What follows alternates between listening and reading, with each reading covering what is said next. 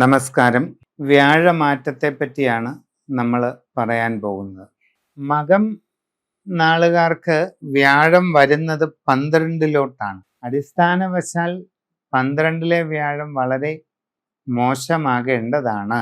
ഇവിടെ വ്യാഴം ഉച്ചരാശിയായ കർക്കിടകത്തിലേക്ക് വരുന്നത് കൊണ്ട് തന്നെ ഒട്ടേറെ അനുഭവ ഗുണങ്ങൾ നിങ്ങൾക്ക് ഉണ്ടാകുമെന്ന് ചുരുക്കം. ജീവിതത്തിൽ സ്വസ്ഥതയും സമാധാനവും ശാന്തിയും കൈവരിക്കാൻ അവസരമുണ്ടാകും.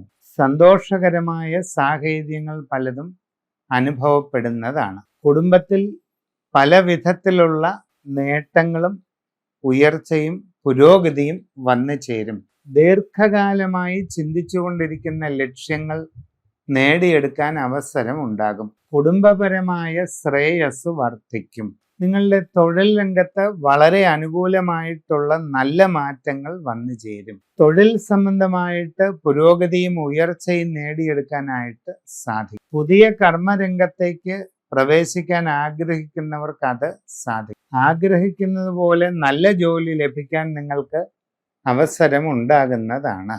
വിദ്യാർത്ഥികൾക്ക് പഠനകാര്യങ്ങളിലൊക്കെയും നല്ല പുരോഗതി വന്നു ചേരുന്നതായിട്ട് കാണുന്നുണ്ട്. ഉപരിപഠന ലക്ഷ്യങ്ങൾ നേടിയെടുക്കാനും നിങ്ങളെ കൊണ്ട് കഴിയും.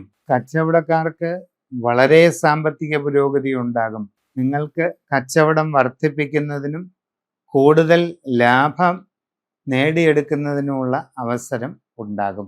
വിവിധ മേഖലകളിൽ പ്രവർത്തിച്ചു കൊണ്ടിരിക്കുന്നവർക്ക് വളരെ ഗുണമുണ്ടാകും. നിങ്ങളുടെ പ്രവർത്തന മേഖല, കച്ചവട മേഖല കൂടുതൽ വിപുലീകരിക്കുന്നതിനും അതുവഴി കൂടുതൽ നേട്ടങ്ങൾ കൈവരിക്കുന്നതിനുമുള്ള അവസരം ഉണ്ടാകുന്നതാണ്.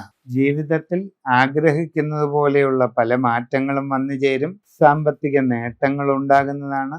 മനസ്സിന് സന്തോഷാനുഭവങ്ങൾ ലഭിക്കുന്നതാണ്.